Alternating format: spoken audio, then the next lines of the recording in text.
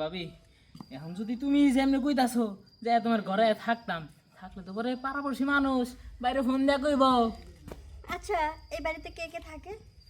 তুমি আমি আর কেউ তো থাকে না। তাহলে পাড়াপড়শি মানুষ দেখবো কোত্থেকে যে তুমি কোন রুমে শুয়েছো আর আমি কোন রুমে শুয়েছি? শুনো আমার ঘর তো আর খুইলা বাইরে নিয়ে যাবো না, পরে দেখবো যে আমি গেছি তোমার কাম সারতে এদিক দিয়ে দেখবো আমার ঘর পুরো ফাঁকা করে দিয়ে গেছে কাছরে।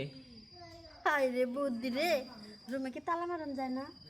না এটাও আবার শিখিয়ে দেওয়ার লাগে?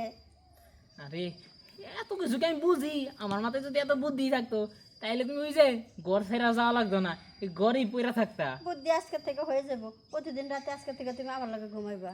প্রতিদিন রাতে থাকতেই হইবো। শুধু ঘুমাইলে হইব না, ওই তোমার ভাইয়ের লাগে যা করতাম ওইটা করা লাগবে।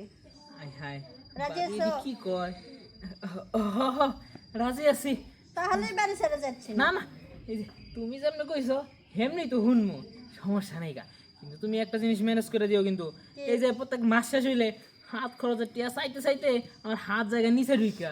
তুমি যদি আমার একটু সুখ শান্তি দিতে পারো, তোমার হাত খরচ লাগলে জাঙ্গা কিনার টাকাও দিয়ে দিব।